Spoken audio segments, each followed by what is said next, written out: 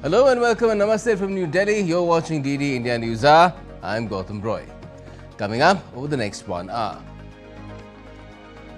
The Election Commission says highest ever 64.66% turnout recorded in the first phase of polling in the Indian state of Bihar for 121 of the 243 assembly seats. The Indian Navy gets its third hydrographic survey vessel INS Ikshak with 80% indigenous content. It's another showcase for India's growing self-reliance defense capabilities. The longest ever US federal government shutdown enters its 37th day. Airlines scramble to rejig schedules and field queries of flyers after the Trump administration announces 10% flight cuts ahead of Thanksgiving. Typhoon Kalmaegi makes landfall in already storm-battered central Vietnam coastline with winds up to 149 km per hour after having caused widespread destruction in the Philippines, claiming at least 140 lives. And Akshar Patel, Washington Sundar and Varun Chakrabarti's spin web unravels Australia during their 168-run chase. India take a 2-1 lead in a 5-match T20I series, winning the fourth encounter by 48 runs.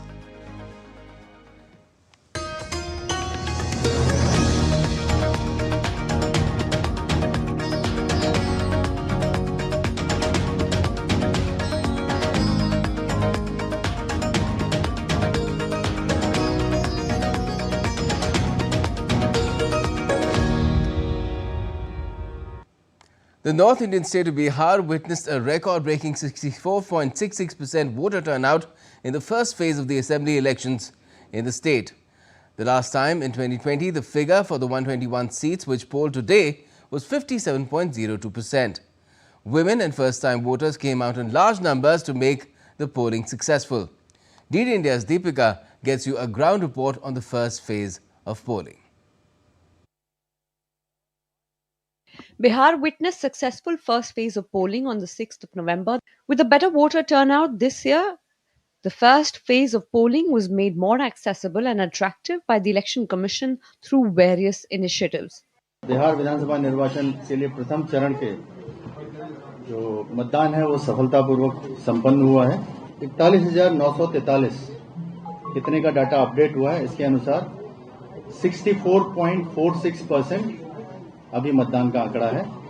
From decorating the polling booth with rangolis to ensuring webcasting in each polling booth, the first phase of Bihar Assembly elections concluded smoothly. Voters were also delighted to become a part of this festival of democracy. The atmosphere they are creating at the voting place are pretty much good, and everything was to encourage the people to come and vote. माहौल तो काफ़ी बढ़िया है और मतलब कि ये बहुत ही अच्छा फैसिलिटी दिया गया है, सबको सुविधा दी गई है। Interestingly, first-time voters and women voters came out in large numbers to cast their vote. आज का दिन तो मैं बहुत ही खुशी का दिन मानती हूँ और सेलिब्रेट की बात की जाए तो ये मेरी ज़िंदगी का सबसे मतलब कि महत्वपूर्ण दिन है, क्योंकि फर्स्ट टाइम मेरे लिए ये वोटिंग का डे है, तो डेफिनेटली स्पेशली तो होगा ही। तो आज बहुत अच्छा लग रहा है और ये हमारी सरकार की वजह से ही है, लोकतंत्र में हिस्सा लेने की वजह से है। और महापर्व तो बिहार का है ही छठ, लेकिन मैं इसे राष्ट्रीय पर्व मानूं तो ज़्यादा अच्छा लगेगा मुझे। With the successful conclusion of the first phase, focus now shifts to the second phase, in which 122 constituencies will go to poll on 11th November. And the counting of votes will be done on 14 November, which will decide the fate of the contesting candidates. The state of Bihar celebrated the festival of democracy in the first phase of assembly elections, but the festivities are not over yet, because now we move on to the second phase of assembly elections. There are 122 constituencies where elections will be contested in the second phase of elections. However, the first phase was really successful as compared to the previous edition that happened in the year 2020. This year, we saw a huge number of voter turnout, and especially women first-time voters came out enthusiastically to participate in this festival. We'll get you all the latest from Ground Zero with camera person Manmohan. This is Deepika reporting for DD India from Patna. Now, continuing the fourth round of free trade negotiations with New Zealand, India's Minister for Commerce and Industry, Piyush Goyal led the India-New Zealand Business Roundtable, where he addressed the delegates from both nations alongside New Zealand Trade Minister and other prominent leaders on new opportunities in the sectors of finance, banking, hospitality, IT, among others. The Commerce Minister also enjoyed a day of excitement, culture and Maori connection at Te Puia, Thermal Valley in Rotorua. He indulged in a traditional welcome ceremony, songs, chants, poi and haka. Also on the second day of his New Zealand visit to expedite the free trade agreement with New Zealand, Piyush Goyal spent the evening interacting with the Indian diaspora at the Indian Community Centre in Rotorua, along with Todd McClay, New Zealand Minister of Trade and Investment. Lead India's Soumya Sharma spoke with the minister about the role of such partnerships in India's global trade vision. India is a key, speaker in the global south. So how does this partnership with New Zealand fit into India's global vision for trade? Well, New Zealand and India have been friends. We have had 73 years of very robust diplomatic relations. In fact, our sporting ties go back to 100 years. And I believe we both have an important role to play in global politics, geopolitics, global economics, and are a sane voice in support of free trade, in support of multilateralism. And therefore the world will take note of this free trade agreement between New Zealand and India. It will be a demonstration that two strong democracies who believe in the rule of law are willing to work together in a spirit of cooperation and partnership for global good. And therefore I think it's a very important free trade agreement that we are negotiating. Again, we are negotiating with great spirit of camaraderie and deep understanding of each other's own sensitivities and economies. And I'm sure it will be a very fair, equitable and balanced agreement. A survey vessel large, that's SVL INS Ikshak, was commissioned into the Indian Navy by the Chief of Naval Staff at the Naval Base in Kochi on Thursday. Ikshak is a beacon of precision, purpose and self-reliance on India's maritime horizon. DD India's Vishal Baristo reports from Ground Zero. The Indian Navy formally commissioned Ikshak, the third vessel of the survey vessel large SVL class and the first based at the Southern Naval Command. The ship was commissioned into service in the presence of Admiral Dinesh K. Tripathi, Chief of the Naval Staff, at a ceremony at Naval Base Kochi. Our Navy's survey ships and our hydrographic cooperation have been a true operational embodiment of the vision articulated by our Honorable Prime Minister earlier this year, that is Mahasagar, mutual and holistic advancement of security and growth across regions.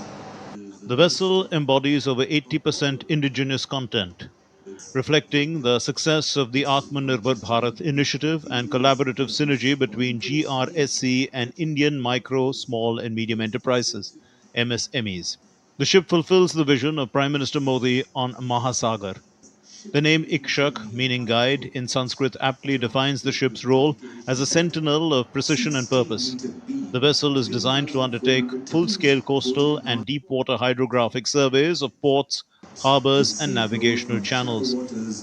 As the 10th platform to be commissioned by the Indian Navy in this year, 2025, Ikshak represents yet another milestone, not only for the Indian Navy, but also for India's shipbuilding enterprise and our national maritime vision. Survey ships like Ikshak that chart the unknown so that others may navigate with confidence and clarity are not just national assets, they are enablers of safety, connectivity and maritime cooperation across the region and beyond. Equipped with state-of-the-art hydrographic and oceanographic equipment, including a high-resolution multi-beam echo sounder, autonomous underwater vehicle AUV, remotely operated vehicle ROV, and 4 survey motor boats SMBs, Ikshak brings unmatched versatility and capability to the Navy's hydrographic fleet. The ship is also fitted with a helicopter deck, extending its operational reach and enabling multi-domain missions. The commissioning of Ikshak marks a significant milestone in the Indian Navy's ongoing efforts to augment its survey and charting infrastructure. Equipped with AUVs, ROVs and a helicopter, Ikshak, which also means the guide, is the pride of a self-reliant Indian Navy. On board INS Ikshak, with cameraman Piyush, this is Vishal Baristo for DD India. Now, the commissioning of INS Ikshak at the Naval Base in Kochi marks another milestone for the Indian Navy. In an exclusive interview with the Chief of Naval Staff, Admiral Dinesh K. Tripathi, Vishal Baristo finds out more about the Indian Navy's increasing homegrown capabilities. Seek, survey and serve. I am on INS Ikshak and I have with me Chief of the Naval Staff, Admiral Dinesh K. Tripathi. Let's talk to him and find out as the ship is commissioned today. Sir, how does INS Ikshak realize the vision of Mahasagar and also self-reliance of Indian Navy? So as you would know, the ship is a third of its class, survey vessel large, and it is designed and built in India, built by the GRSE, and we are happy to induct it into our Navy today here at Kochi. This ship will add value to Mahasagar, the whole of the overall vision of the Government of India, by providing value in the maritime domain, not only for our country, but also providing support to our friendly partners. So talking about women empowerment in Navy, this ship is the first one to have a separate corner for quarters for the women officers and also the sailors. This is the first ship of this class where from the beginning itself there are facilities for women officers and sailors to stay, and that is again I would say result of our ability to think on our feet and take corrective actions during the process of shipbuilding. I would give credit to all our warship overseers as also to the shipyard to agree to make this change. So there you heard a very confident and all-smiling Chief of Naval Staff as the world looks at India, and India has assured the world that it is ready for any cooperation because for India, world is a family. With cameraman Piyush in Kochi, this is Vishal Baristo for DD India. A high-level Spanish business delegation toured the Delhi-Meerut Naval Bharat corridor, accompanied by senior NCRTC officials on Thursday. The visit began at the state-of-the-art Duhai depot, where delegates explored advanced maintenance facilities, ensuring the train's reliability and efficiency. They then boarded a Naval Bharat train, experiencing its passenger-focused design and modern amenities, and travelled across key stations of the corridor. The tour concluded at the NCRTC's corporate office in Gati Shakti Bhavan, where the delegates interacted with the leadership team. The Spanish delegation appreciated NCRTC's innovative approach, safety focus and efforts in shaping sustainable, passenger-friendly regional mobility in India. And still to come in this edition of DD India News Hour. UN chief says the world has failed to live up to its promise to keep warming below 1.5 degrees Celsius at a leader summit ahead of the COP30 climate conference in Brazil's Belém. Retirees take to French street of Marseille over government treatment. And US politician Nancy Pelosi, the first woman to serve as Speaker of the US House of Representatives, will not seek re-election to the Congress in 2026.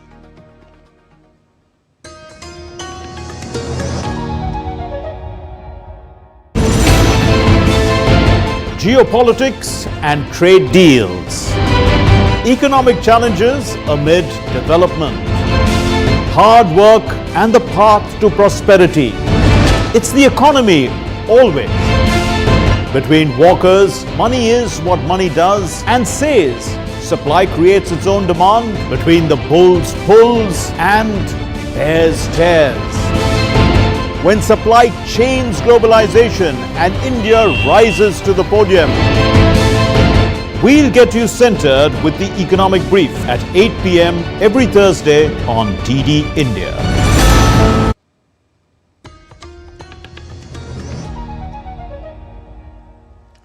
You're watching DD India News Hour. I am Gautam Roy. Now, as the longest ever U.S. federal government shutdown enters its 37th day, the Federal Aviation Administration is working on an unprecedented plan to cut 10% of all domestic flights at 40 high-traffic national airports due to safety concerns caused by air traffic controller shortages. The Thanksgiving holiday is fast approaching and flight chaos is expected to peak if the shutdown doesn't end. But as I report, this is just one of the many worries associated with the legislative logjam. America's skies will soon see fewer flights. U.S. Transportation Secretary Sean Duffy has announced a 10% cut in domestic flights at 40 major U.S. airports, citing growing safety concerns caused by air traffic controller shortages during the shutdown. The move could affect over 250,000 seats and 1,800 flights daily. Secretary Duffy warned the cuts are essential to maintain safety, even as he urged lawmakers to immediately reopen the government and prevent what he called mass chaos. Our sole role is to make sure that we keep this airspace as safe as possible. The administrator is going to talk about all of the tools we're going to deploy. One of them, though, is going to be that there is going to be a 10% reduction in capacity at 40 of our locations. The Federal Aviation Administration says the cuts will start immediately, impacting busy hubs like New York, Chicago, Atlanta, and Los Angeles. This comes as thousands of controllers and TSA agents continue working without pay, leading to mandatory overtime and stretched safety margins. But we do recognize that the controllers have been working fastidiously for the last 5 weeks with this huge burden over their head of lack of compensation.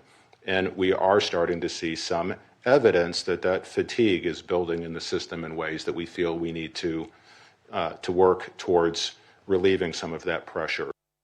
Even Trump partially blamed the shutdown for Republicans suffering losses in key mayoral and gubernatorial races, including New York. The U.S. president urged lawmakers at the White House breakfast meet on Wednesday to terminate the filibuster, a legislative move that would end long-standing Senate norms to make it easier for the majority to jam through legislation. It's time for Republicans to do what they have to do, and that's terminate the filibuster. It's the only way you can do it. And if you don't terminate the filibuster, you'll be in bad shape. We won't pass any legislation. There'll be no legislation passed for 3.25. We have 3.25 years, so it's a long time. The sense of urgency to end the shutdown into its 37th day now is only growing as the Thanksgiving holiday approaches on the 27th of November. Roughly 1.4 million federal employees haven't been paid, even though many are still working. Millions of Americans are not getting food stamp benefits needed to feed their families. The non-partisan Congressional Budget Office estimates the shutdown will reduce GDP by 1 to 2% because not only is it the longest, but also the widest affecting all appropriations. And to make matters worse, the precise economic damage from the shutdown is difficult to assess, partly because of the information blackout caused by the shutdown itself. Gautam Roy's report for DD India. And we'll be talking about it with our expert guest a little later in the show as well. But let's talk about what else is bugging the U.S. Well, Donald Trump's reciprocal tariffs, which have shaken the global economy, are facing their final test with the Supreme Court hearing cases which question the measure's legality. Trump has sought the Supreme Court support to maintain tariffs, which he has utilized as a crucial economic and diplomatic instrument. In another development, the U.S. formalized changes to reciprocal tariff rates with China in a government posting on Thursday, a week after Trump's meeting with Chinese leader Xi Jinping in South Korea. Take a look. The US Supreme Court's tough questioning of President Donald Trump's global tariffs fueled increased speculation that they will be struck down, but raised the specter of additional chaos as he is widely expected to shift to the other trade tactics in the wake of an adverse ruling. In a hearing lasting more than 2.5 hours on Wednesday, several conservative judges, along with the 3 liberals, questioned whether the International Emergency Economic Powers Act that Trump invoked confers the authority to impose tariffs. Well, there's one obvious, very powerful takeaway from it, which is that this very 2-word phrase, regulate importation, that we say it carries with it the authority to tariff, impose regulatory tariffs at the border, forward-facing tariffs at the border, and we say that's a core application of the phrase regulate importation. Conservative Chief Justice John Roberts asked whether Trump had intruded onto the authority delegated to Congress in the Constitution. Well, it's two-facing. Yes, of course, tariffs and dealings with foreign powers, but the vehicle is imposition of taxes on Americans, and that has always been the core power of Congress. So to have the president's foreign affairs power trump that basic power for Congress seems to me to kind of at least neutralize between the two powers, the executive power and the legislative power. U.S. Treasury Secretary Scott Bessent attended Wednesday's proceedings and later expressed strong confidence on Kudlow's program after observing the arguments. We were at a tipping point in the economy with these trade deficits. That was a problem. And, sometimes the best tariffs are the ones that never get enforced. That, the president threatened 100% tariffs after the Chinese on October 8th threatened to put export controls on rare earth magnets from Chinese products that had 0.01%. Every camera, every iPhone here would have been subject to a Chinese control. Because he had the ability to threaten the 100% tariff, he was able to successfully execute on foreign policy. Earlier, President Trump had heaped pressure on the Supreme Court, which has a 6-3 conservative majority, to preserve tariffs that he has leveraged as a key economic and foreign policy tool. Dheeraj Das's report for DD India. The Bank of England on Thursday kept its benchmark interest rate unchanged at 4%, opting for caution ahead of the UK government's upcoming budget later this month, which is expected to include tax increases. Governor Andrew Bailey said the central bank remained confident that rates were on a gradual path downwards, but stressed that policymakers needed clear signs of inflation returning to the 2% target before considering another cut. Several hundred retirees marched in the French city of Marseille on Thursday to protest against the government's policies. The retirees accused the government of ignoring former employees and neglecting their concerns. A former IT sector employee led the march. Nancy Pelosi, the first woman to serve as Speaker of the U.S. House of Representatives, announced on Thursday that she will not seek re-election to the Congress in 2026 in the midterms. The decision marks the end of a 4-decade career for the progressive Democratic icon, who has long been at the forefront of the battle to control the House. Pelosi was especially prominent during the presidency of Republican Donald Trump, with whom she frequently clashed during his first term from 2017 to 2020. Typhoon Kalmaegi has slammed into central Vietnam after leaving a deadly trail across the Philippines. Millions are facing fierce winds, widespread flooding and major disruptions. The Philippines has reported at least 140 deaths, with over 100 still missing after devastating flooding. A state of national calamity is now in force as rescue and relief efforts intensify. Here's a report.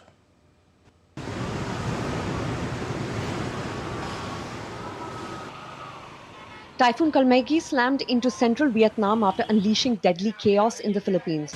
Millions are battling severe winds, widespread flooding and a deepening humanitarian crisis. Kalmaegi made landfall along Vietnam's central coastline, packing winds of up to 149 kilometers per hour. The storm strengthened over the South China Sea as it barreled towards the country.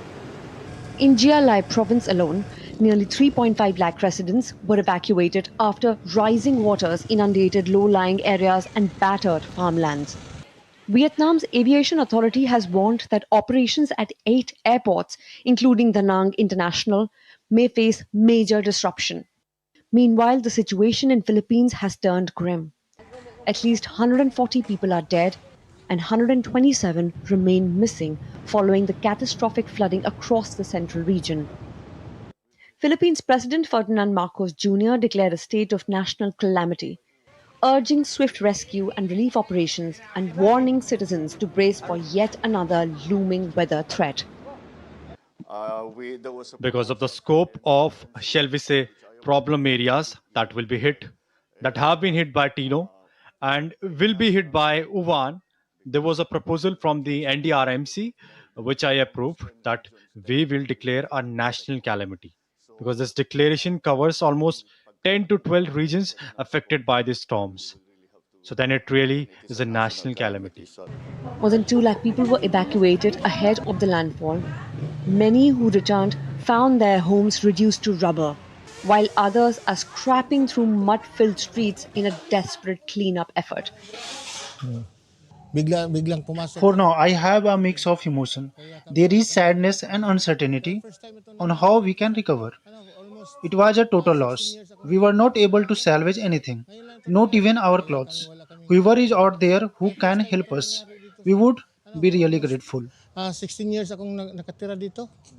The storm is the 20th to strike the Philippines this year, and it comes just weeks after a powerful earthquake left dozens dead and thousands homeless. Nischoy Roy's report for DD India. The leaders for the UN COP30 Climate Summit have assembled ahead of the summit in Brazil's Amazon city of Belém. Hosted by President Luiz Inácio Lula da Silva, the summit runs from the 10th of this month to the 21st and marks 30 years of global climate negotiations. World leaders have been arriving, including British Prime Minister Keir Starmer and Prince William. COP30 is being called an implementation COP, aiming to act on past climate pledges rather than debate new ones. Ahead of the summit, UN Secretary General Antonio Guterres echoed the urgency, saying the world has failed to keep warming below 1.5 degrees Celsius. He warned that continued delay and denial will lead to greater destruction and costs for all nations. President Lula welcomed several dignitaries who have come across the world, including likes of EU President Ursula von der Leyen and UN Secretary General Antonio Guterres. With 53 heads of state and over 40 sub-national leaders expected to speak, the summit hopes to revive cooperation amid growing global tensions. The summit officially begins on the 10th of November, but leaders have begun arriving early for pre-summit engagements.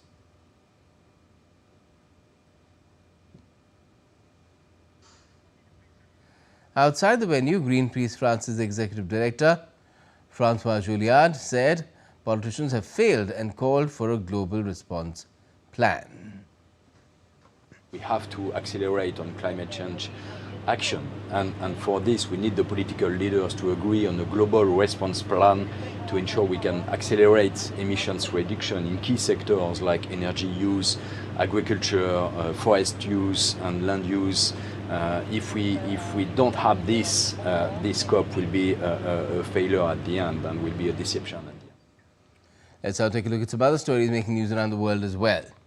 A baby hippopotamus at the Berlin Zoo was seen paddling energetically after its mother in the zoo's lagoon on Thursday, marking an important milestone as it took to the water for the first time earlier this week.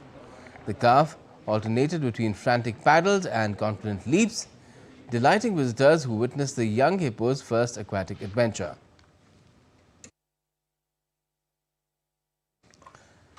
On Thursday, in pitch-black Amsterdam, French artist James Colomina and his assistant installed the first of 2 artworks in the city's famous canals, aiming to challenge global climate change policies. In the German city of Bad Tolz, dozens of horse-drawn carriages took part in the traditional Leonardi procession. Attendees dressed in traditional Bavarian attire joined the horse pilgrimage, which honors Saint Leonard, the patron saint of farmers, horses and livestock. And still to come on DD India News Hour. We'll be speaking with our expert guests about the US federal government shutdown, which is now in a record 37th day with an unprecedented impact on American civil aviation in the works.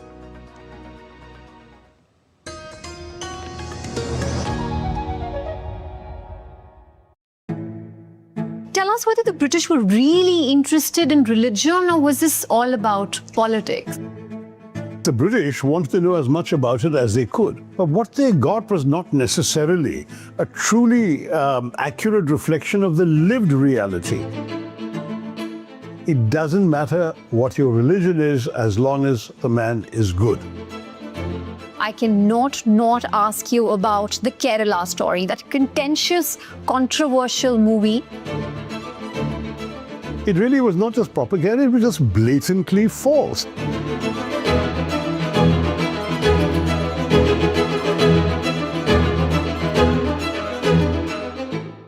Welcome to DD.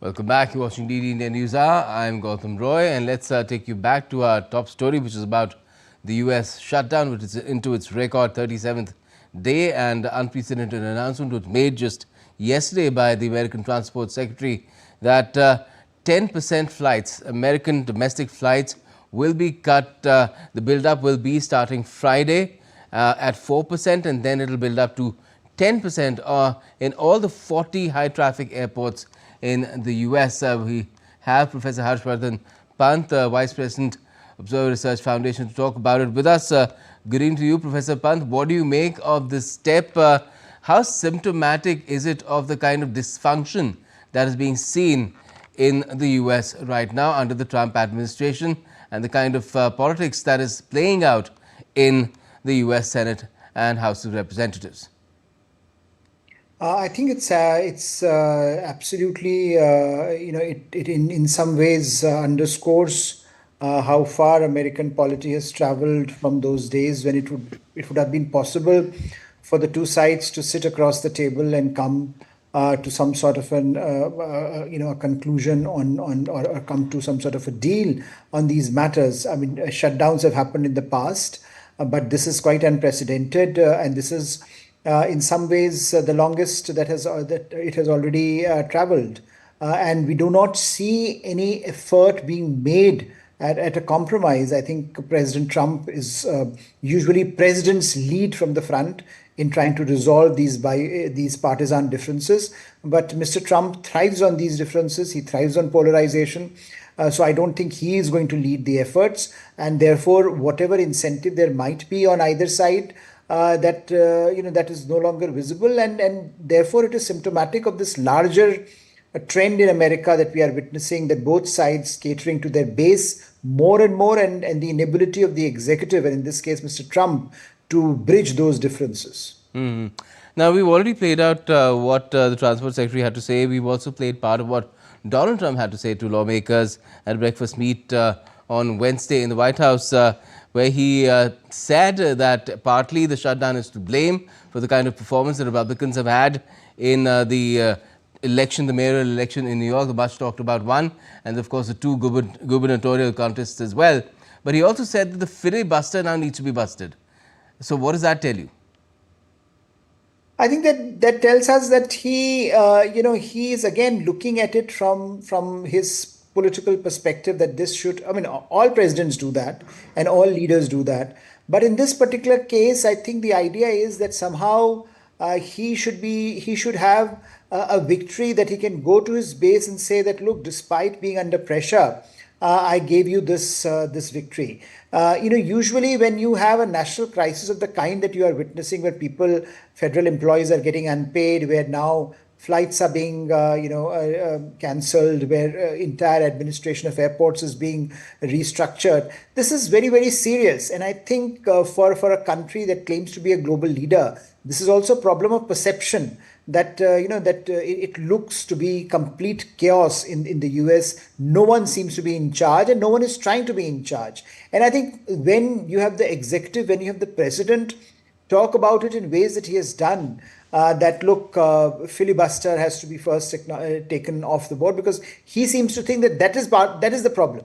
Whereas the problem is something more fundamental. The problem is that both his own inability to lead, but also the political climate that exists in Washington at this point, where both sides are unwilling to cede any ground to the other. Because that's a compromise is something that you normally expect in democracies, especially when you have a crisis of this kind. But no one seems to be willing to compromise at this point. And without any compromise, without any give and take, no one is there is no end in sight to this problem. So clearly, I think the president is ramping it up in his own way, and of course, the elections have played their own part. Now he would be certainly saying that, look, we have to show to the what he calls the Mamdani's victory in New York as the communist victory, that we cannot let communists take over, and so on and so forth. So I think and both sides, the left is also played to the gallery. Mr. Mamdani is also in his victory speech tried to frame Mr. Trump as the great opponent that he wants to tackle. And I think in that somewhere the element of compromise is missing, the bipartisan element is missing, and the ability of the Congress members to come to table is missing. And there seems to be complete lack of leadership, which usually either used to come from the presidency or used to come from the Congress. But no one seems to be making any effort in that direction, at least so far as we can see at this point. But doesn't the Trump administration and Donald Trump himself see that his strategies, his policies are not having the desired result? Instead, he seems to be resorting to spin doctoring. That's what he did in the interview with Fox, which also was released yesterday, where he even made the claim that fuel has come down, gasoline has come down to $2 a gallon, which is just not the case. But that's what is happening to American politics, where people are living in their own universes, and the reality is what you want to believe in. It's no longer the facts on the ground. It's something that you can create from thin air, and I think not only, of course, it is very dangerous, but I think that's where the politics is being shaped and molded, and how Mr. Trump has played. Of course, he has played a longish role in this from the very beginning. But now that he's in government and he recognizes the challenges of governance, you would have expected him to be more responsible. But here he is, talking of an election defeat. Of course, these were all blue states. But I think one of the things that comes out from the election victory clearly is people are voting because they are getting economically hurt. The cost of living, the economic crisis that is there in the US has played a large role in the kind of support that the Democrats have got in these elections. But instead of recognizing that, he's still concentrating largely on his base. And if you see his approval ratings, they are the lowest of any US president in history at this point in their careers. So clearly, I think in the larger body politic, it's very clear that his policies are not working. But what he's interested in is not governing from the center. He's interested in governing by pumping up his base, and that's what he cares about, and that's how he has molded the entire Republican Party in his own image. So therefore, there is no pushback from the Republicans themselves at this point, which is again extraordinary. That if you see the numbers, if you see the disapproval ratings, you would expect more of a pushback from the Republicans. But it is not coming because the party is too scared to challenge Mr. Trump. They feel that they are there because of his popularity, which may be partly right. But in the larger scheme of things, that is not going to help the Republicans. And I think till the next midterm elections next year, we will certainly not see any dramatic shift in the political positioning of either Mr. Trump or his Republican Party. But also, I would think that given the victories that Democrats have notched up, we would also not see any appetite for compromise on the Democrat side. So again, we are stuck, and I think Americans are stuck. And what if there's repudiation of his tariffs down the line from the Supreme Court? There are indications that the Supreme Court, even the conservative, the Chief Justice is skeptical about them as to whether Donald Trump is, constitutionally sound in the use of the Emergency Act. Well, yes, I think that's everyone is hoping that somehow Supreme Court will make him see some reason on this issue. But I'm very doubtful whether Supreme Court can change his approach to governance, given how far he has traveled and what we know of him so far. So I think while the Supreme Court certainly has made some comments and is likely, to, if not challenge, but tweak his approach to tariffs. But he can spin it in so many ways that it's not entirely evident that even a serious rebuke from the Supreme Court or even a serious pushback from the Supreme Court would be enough to propel him in a different direction. And that's the real issue, that institutions and again we have seen that from the executive, from the Congress, and now from the judiciary. We have seen a kind of obsequiousness that is quite extraordinary, and that perhaps is at the heart of Mr. Trump's popularity also, that he can challenge the existing order in ways that no other president has done. So for MAGA base, perhaps that's what makes him so powerful. But his invincibility, as recent elections have shown, is crumbling. A number of voters, a number of voting blocs that voted for him last time, the Latinos, a big constituency from the men of color, for example, they have gone back to the Democrats, and so the warning signs are all there. But I don't know. I wonder whether anyone is listening in White House. Yes. Well, one battle after another seems to be the theme, which has not been just picked up by Hollywood, but I guess the people seem to be picking it up as well as far as the Trump presidency is concerned. Let's see how things go. Thank you for joining us for the moment, Professor Pant. Now, Sri Lankan President Anura Kumar Dissanayake will present his government's 2026 budget to Parliament on Friday, with analysts seeing it as a key step in the island nation's fragile recovery from its worst economic crisis in decades. The budget aims to balance public expectations for relief with commitments under the International Monetary Fund's $2.9 billion US program, which requires higher revenue and tighter fiscal discipline. Saudi Arabia is transforming not only socially but also economically. DD India's Munun Bhattacharya caught up with the spokesperson of Saudi Data and Artificial Intelligence Authority in Riyadh on what Saudi Arabia is doing in the field of research and innovation in data and AI ahead of the Global AI Summit in Riyadh in September 2026. Here's a walkabout in a museum which showcases the kingdom's tech transformation and AI prowess. We have with us in Riyadh Dr. Majid Shere. He is the spokesperson of SADAI, that is Saudi Data and AI Authority. Saudi Arabia has made a lot of strides in the field of technology, particularly artificial intelligence. He will show us around in an exhibition here about the exhibits that Saudi Arabia has put out for the world to see. Dr. Shere, welcome to DD India.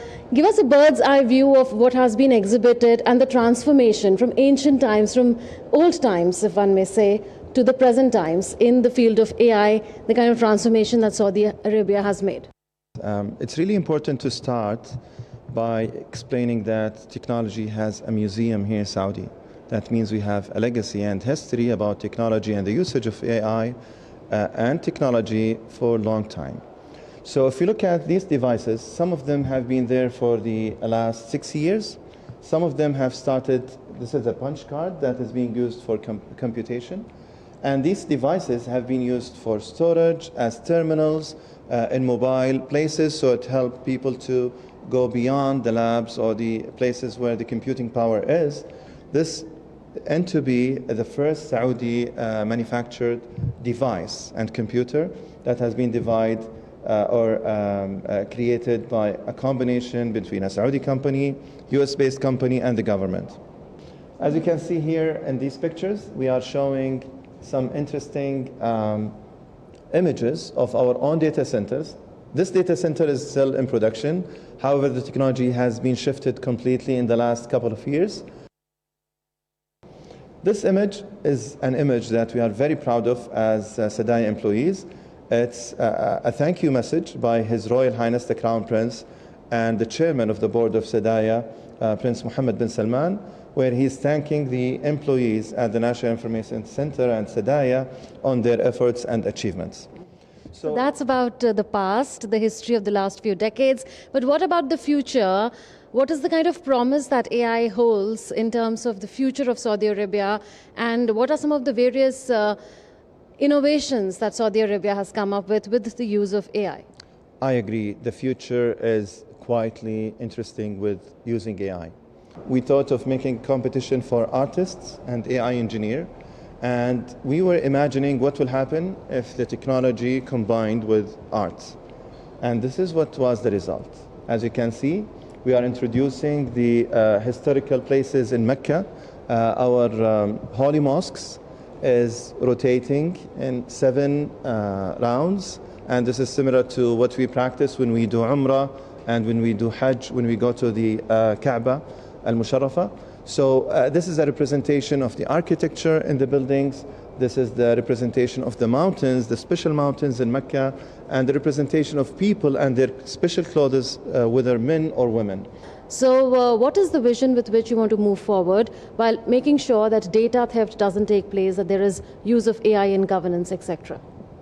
I think the way we deal with AI in Saudi Arabia, we do it through 2 guardrails. The first one is innovation, and this is where all the best solutions can come around and produce solutions for the people of Saudi and the rest of the world. The second guardrail would be the ethics part. And this is where the government has to play a major role in regulating AI. There is a document that we have signed as 196 countries through the UNESCO, and Saudi Arabia was among the first countries who signed that, who developed that document and signed it as among the first countries.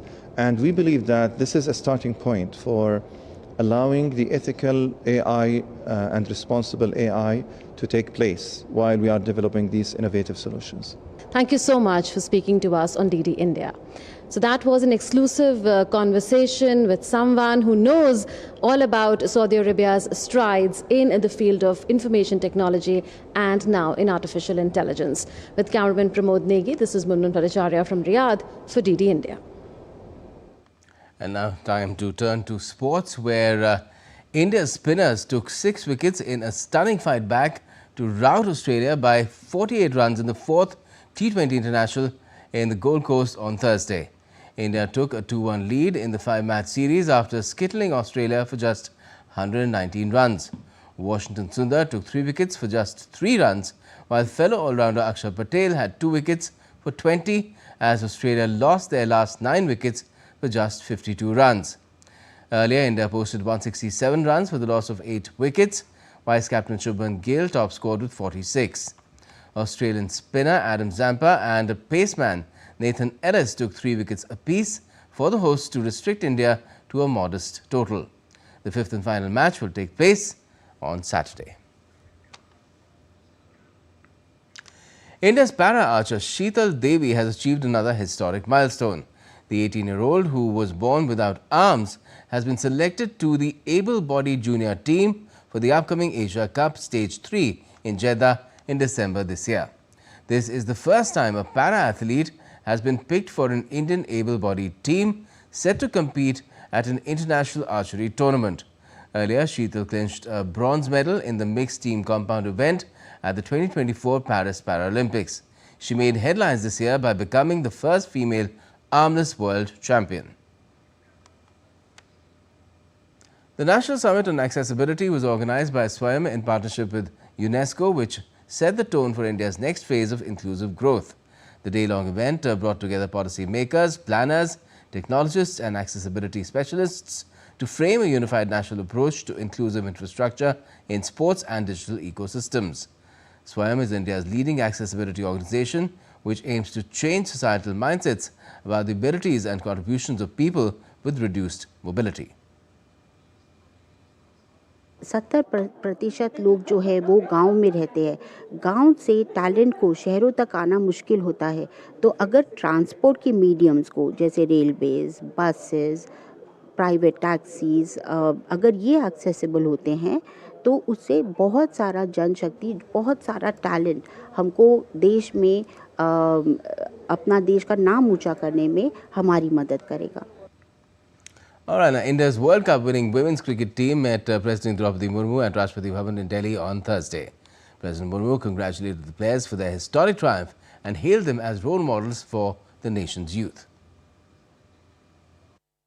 India's triumphant women's cricket team, fresh from their historic World Cup victory, met President Draupadi Murmu at the Rashtrapati Bhavan in New Delhi on Thursday. President Murmu congratulated the players on their outstanding achievement and lauded them for emerging as inspiring role models for the nation's youth. On this occasion, team captain Harmanpreet Kaur presented President Murmu with the team jersey and coveted World Cup trophy, symbolizing the pride and unity of the Indians women's cricket. आप सब superstar है, एक star है। युवा पीढ़ी खासकर लड़कियों आपसे प्रेरित होकर जीवन में आगे बढ़ना चाहेंगे। You have become role models. This means more responsibilities for you. आज आप सब पर्सनली और एज ए टीम शिखर पर है। शिखर पर बने रहना बहुत बड़ी चुनौती होती है, लेकिन मुझे विश्वास है कि जिन क्षमताओं के बल पर आप सब ने इतिहास लिखा है, उन्हें क्वालिटीज के बल पर आप भविष्य में भी इंडियन क्रिकेट को शिखर पर बनाए रखेंगे। Members of the victorious team also shared their experiences from the ICC Women's World Cup with President, reflecting on their journey, challenges and moments of triumph.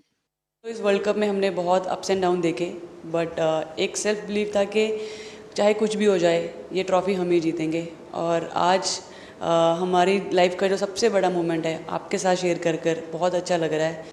We are seeing everyone is following women's cricket. We've seen a lot of changes that has happened in women's cricket thanks to BCCI with the pay parity and the WPL coming up. But there was a group of girls before us who did it without the fame, and today, because of what they've done, they did it purely because of the passion and the love of the game. And because of what they've done and the seeds they've sown, today we are all reaping the harvest of what they've sown. And I think this World Cup is a part of that. The Indian contingent scripted history with a stellar campaign at the ICC Women's World Cup, lifting the trophy for the very first time and bringing immense glory to the nation. Today, Indian women's cricket team stand at a new pinnacle, backed by growing support, recognition and inspiration from millions. The team's success not only marks a golden chapter in Indian cricket, but also paves the way for a brighter, more empowered future for women in sports. Narayan Singh support for DD India, Delhi. And the champions of the Women's World Cup also called on Prime Minister Modi at his residence in New Delhi. The PM congratulated the team for the victory and praised their remarkable comeback after 3 defeats in a row. Prime Minister Modi also asked them to take forward the message of Fit India, especially among girls. Prime Minister Narendra Modi hosted the Indian women's cricket team at his residence in New Delhi after their historic win at the World Cup. PM congratulated the team for the victory and praised their remarkable comeback in the tournament after 3 successive defeats and trolling they faced on social media. Bharat में cricket एक खेल नहीं है, एक प्रकार से भारत के लोगों की जिंदगी बन गया है और क्रिकेट में अच्छा होता है तो भारत अच्छा फील करता है और क्रिकेट में थोड़ा सा भी इधर होगा तो पूरा भारत हिल जाता है। आपको भी जब 3 मैच लगातार हारे तो जो ट्रोलिंग सेना है। Captain Harmanpreet Kaur recalled meeting Prime Minister in 2017 without the trophy, and now that they have met him with a trophy, they wish to meet him more often. Sir, मुझे अभी भी याद है कि जब हम 2017 में आपको मिले थे, उस टाइम हम ट्रॉफी के साथ नहीं आए थे, लेकिन ये हमारे लिए बहुत ऑनर की बात है कि इस बार हम आपको जिसके लिए हम इतने सालों से मेहनत कर रहे हैं वो ट्रॉफी यहाँ पे लेकर आ पाए और आपने आज हमारी खुशी वो 2 गुना और ज़्यादा बढ़ा दी है और हमारे लिए ये बहुत ऑनर की बात है। और अभी हमारा यही एम है कि हम फ्यूचर में आपको बार बार मिले और बार बार आपके साथ टीम के साथ फोटोज खिंचाते रहे। Coach of the Indian team Amol Majumdar said our daughters had made the country proud and their hard work had paid off. देश की बेटियों ने कमाल कर दिया। 2 साल से लगे हैं सर, मेहनत इतनी की है, कमाल की मेहनत की है इन्होंने। हर प्रैक्टिस सेशन में उतनी ही इंटेंसिटी से खेले, हर प्रैक्टिस सेशन में उतनी ही एनर्जी से उतरे। ग्राउंड में। यही कहूँगा कि इनकी मेहनत रंग लाई। PM Modi also asked them to take forward the message of Fit India, especially among girls across the country. He discussed the growing problem of obesity and highlighted importance of being fit. He also urged them to go to their schools and motivate the young minds. Sports Desk, DD India. India's Minister of State for Corporate Affairs, Harsh Malhotra, inaugurated the Sansad Khel Mahotsav 2025 in Delhi on Thursday. The minister announced that a number run marathon will be held as part of the Sansad Khel Mahotsav in New Delhi on the 16th of this month. He said that around 30,000 participants have registered for the Khel Mahotsav. The event will feature 11 competitions across various disciplines, including participation of boys and girls across different age categories. The minister said that the Mahotsav not only aims to promote sports and fitness, but also identifies and nurtures genuine talent. प्रधानमंत्री जी की प्रेरणा से हमने पूर्वी दिल्ली में सांसद खेल महोत्सव का आयोजन किया है। मुझे बहुत अच्छा लग रहा है कि हमारे आह्वान पर लगभग 30,000 लोगों ने इसमें पार्टिसिपेट किया है। फर्स्ट फेज में 13 वेन्यूज़ पर डिफरेंट स्पोर्ट्स हो रहे हैं। इसमें हमने 8 ओलंपिक स्पोर्ट्स और 3 ट्रेडिशनल भारतीय स्पोर्ट्स को इंक्लूड किया है। And that's all we have for this edition of DD India News Hour. But do let us know your thoughts on the news of the day. And for those on the go, you can get all the latest news and updates from India and across the world on DD India's mobile app. It's available on both Android and iOS. Just scan the QR code on the screen to download the app right away. And we'll be back with more news as it breaks here on DD India. I'm Gautam Roy, and from all of us here in Delhi, thanks for watching DD India News Hour.